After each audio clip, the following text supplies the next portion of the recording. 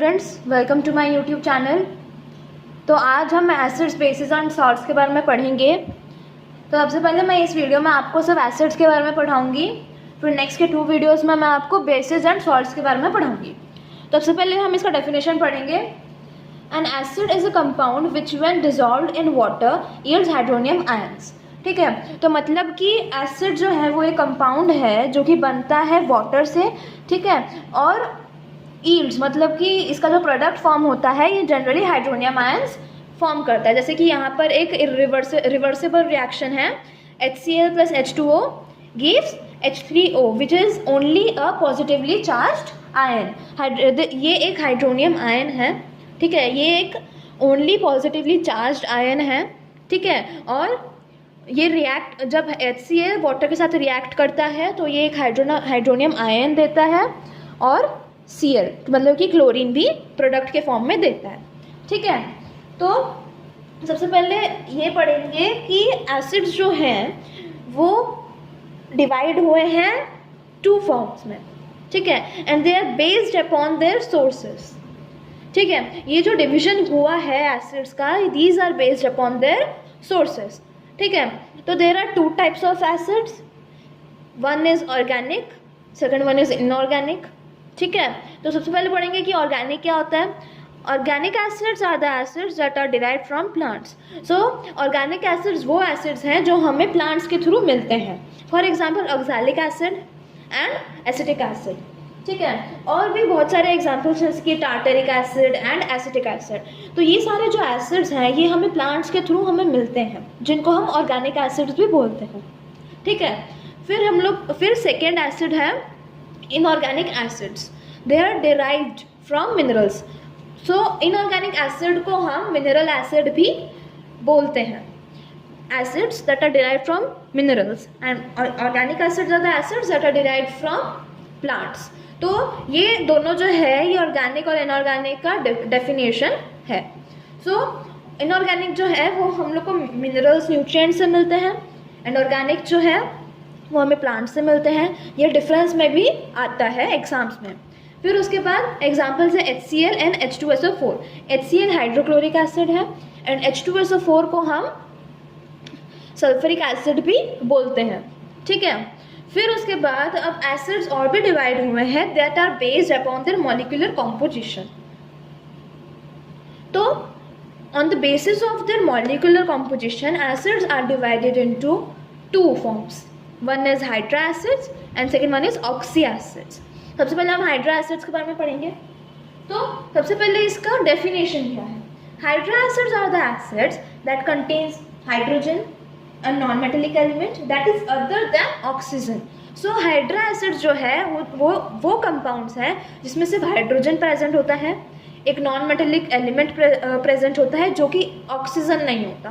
मतलब कि hydra acids में ऑक्सीजन प्रेजेंट नहीं होते हैं, जो तो इसीलिए हम इनको हाइड्रा एसिड्स बोलते हैं। फॉर एग्जांपल है HCl एंड HBr। HCl है हाइड्रोक्लोरिक एसिड, HBl है HBr है हाइड्रोजन ब्रोमाइड। ठीक है, तो जैसे कि इन दोनों कंपाउंड्स में हम लोग को ऑक्सीजन तो नहीं दिख रहा है ना, तो मतलब कि ये एक हाइड्रा एसिड है। ठीक है, और सेकंड वाला है ऑक्सी एसिड्स। ठीक है, ऑक्सी एसिड्स क्या होता है, acids that contains hydrogen, another element and then oxygen. तो ऑक्सी एसिड्स वो कंपाउंड्स हैं जिनमें हाइड्रोजन प्रेजेंट होता है, एक अनदर एलिमेंट प्रेजेंट होता है, और एक ऑक्सीजन प्रेजेंट होता है। हम लोग के ऑक्सी एसिड्स के नाम से ही पता चल रहा होगा कि ऑक्सीजन इसमें प्रेजेंट होता है। ठीक है, तो जैसे कि यहाँ पर एग्जांपल एक दे रखा है HNO3।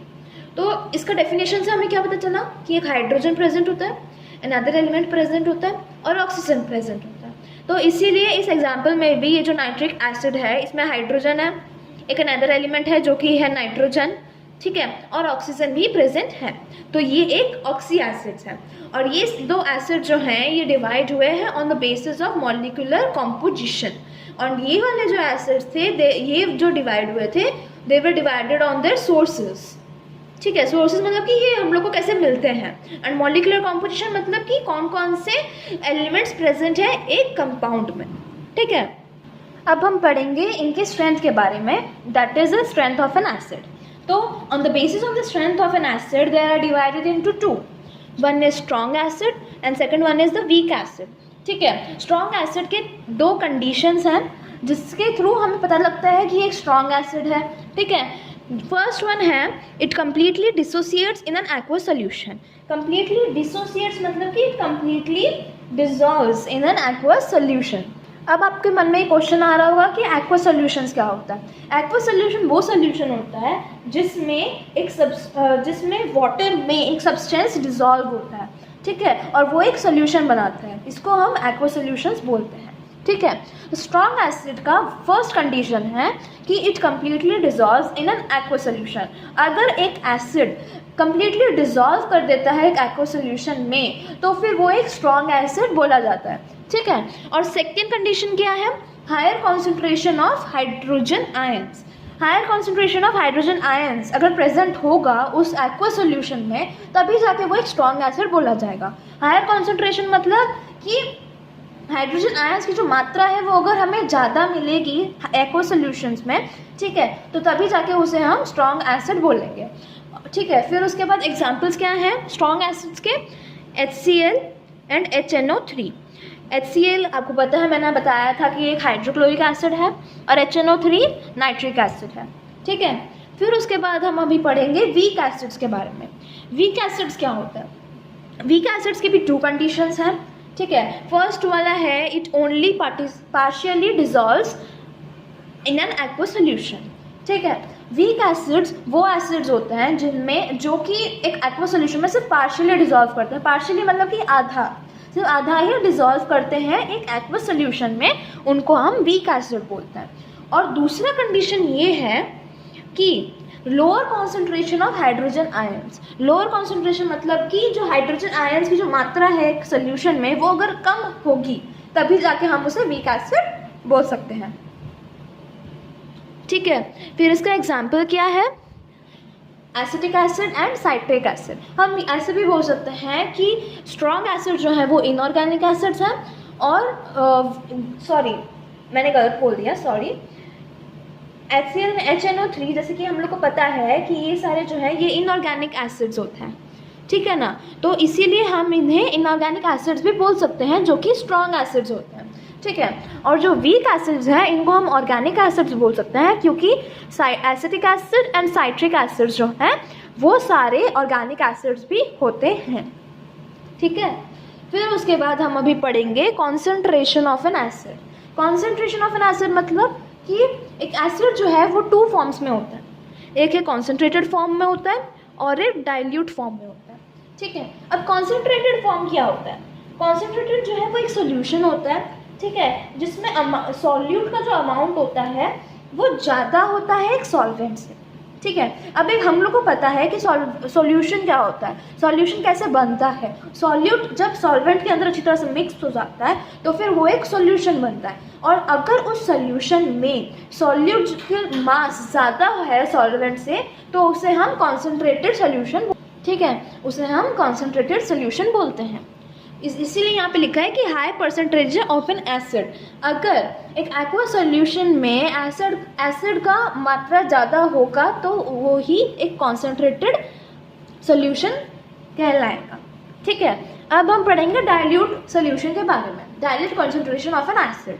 डाइल्यूट सॉल्यूशन क्या होता है कि जब एक सॉल्यूट और एक सॉल्वेंट मिक्स होता है एक सॉल्यूशन बनाने के लिए, तो उसमें अगर अमाउंट ऑफ सॉल्यूट, जो सॉल्यूट का जो अमाउंट है वो कम होगा सॉल्वेंट से तो उसको वो एक डाइल्यूट कॉन्सेंट्रेशन ऑफ एसिड बोला जाएगा। ठीक है, तो यहाँ पे दे रखा है लो परसेंटेज ऑफ एन एसिड। यहाँ पे लो परसेंटेज कैसे होगा, क्योंकि एसिड जो है वो एक सॉल्यूट हुआ।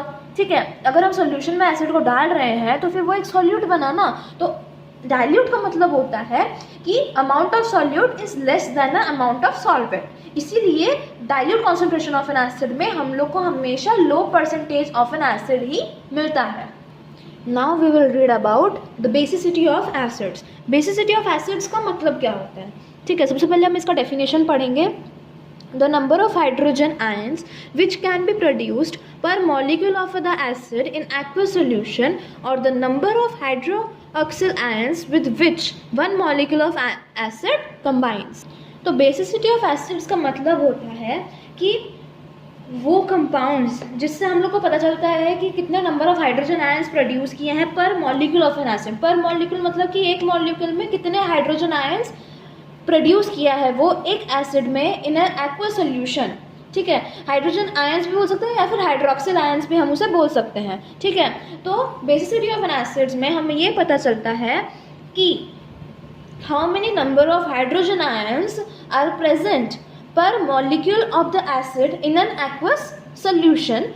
ठीक है, तो हम हाइड्रोजन आयंस को हाइड्रोक्सिल आयंस भी बोल सकते हैं। तो with which one molecule of an acid combines, जिसके साथ वो कंबाइन करता है, कंबाइन करने के बाद जो वो प्रोड्यूस करता है। ठीक है, प्रोड्यूस करने के बाद एक मॉलिक्यूल में कितना हाइड्रोजन आयंस होता है उसको हम बेसिसिटी ऑफ एसिड से ही पता लगा सकते हैं। ठीक है, अब basicity of acids are divided into 3। First है monobasic acid, dibasic acid and tribasic acid. नाम से ही हम लोग को पता चल जाता है कि मोनोबेसिक मतलब मोनो का मतलब होता है 1। ठीक है, मोनो का मतलब होता है 1, डाई का मतलब होता है 2 एंड ट्राई का मतलब होता है 3। ठीक है, तो सबसे पहले मोनोबेसिक एसिड के बारे में पढ़ेंगे कि वो क्या होता है। Monobasic acid produces 1 hydrogen ion पर मॉलिक्यूल ऑफ एन एसिड। अगर एक एक्वा सोल्यूशन में जो एसिड हमने डाला, ठीक है, तो जो रिएक्शन हुआ, जो हम लोग का एसिड प्रोड्यूस हुआ, उसमें पर मॉलिक्यूल में अगर 1 हाइड्रोजन आयन प्रेजेंट हो तो उसको हम मोनोबेसिक एसिड बोलते हैं। फॉर एग्जाम्पल हम लोग का है HCl। ठीक है, यहाँ पर HCl plus H2O is a reversible reaction H3O plus Cl। ये एक पॉजिटिवली चार्ज है, ये एक नेगेटिवली चार्ज है। ठीक है, तो ये था मोनोबेसिक एसिड। ठीक है, फिर उसके बाद ये एक नॉर्मल सॉल्ट भी हम ले सकते हैं, जैसे कि NaOH। ठीक है, इसमें सिर्फ 1 टाइप ऑफ सॉल्ट ही हम डाल सकते हैं इन एन एक्वा सोल्यूशन। ठीक है, फिर उसके बाद हम पढ़ेंगे dibasic acid. It produces 2 hydrogen ions per molecule of an acid. इसका मतलब ये है कि अगर एक जो एक्वा सोल्यूशन में हमने एसिड को डाला, ठीक है, जब वो रिएक्शन हुआ और जो हम लोग का प्रोडक्ट जो निकला उसमें पर मॉलिक्यूल में अगर सिर्फ 2 हाइड्रोजन आयंस प्रेजेंट हो या फिर 2 हाइड्रोक्सिल आयंस प्रेजेंट हो तो उसको हम डाइबेसिक एसिड बोलते हैं। इसीलिए इनको डाइबेसिक क्यों बोलते हैं? जिसमें 2 हाइड्रोजन आयंस प्रेजेंट होते हैं उनको डाइबेसिक इसीलिए बोलते हैं क्योंकि डाई का मतलब होता है 2।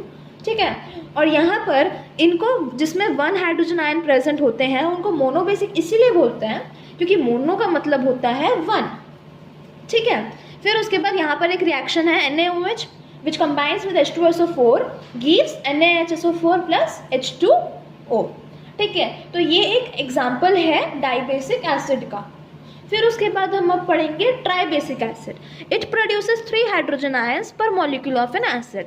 ट्राइबेसिक का मतलब होता है कि अगर हमने एसिड को एक एक्वा सोल्यूशन में डिसॉल्व किया, ठीक है, तो जो प्रोडक्ट हम लोग का निकलेगा अगर पर मॉलिक्यूल में सिर्फ 3 हाइड्रोजन आयंस प्रेजेंट होंगे तो उसको हम ट्राइबेसिक एसिड बोलेंगे। ठीक है, इसको हम ट्राइबेसिक इसलिए बोलते हैं क्योंकि ट्राई का मतलब होता है 3। ठीक है, इसलिए इसको हम ट्राइबेसिक एसिड बोलते हैं। और अब इसका ये एग्जाम्पल क्या है? इसका एग्जाम्पल है NaOH plus H3PO4 gives NaH2PO4 plus H2O। NaH2PO4 जो है उसका नाम है मोनोसोडियम डाइहाइड्रोजन फॉस्फेट।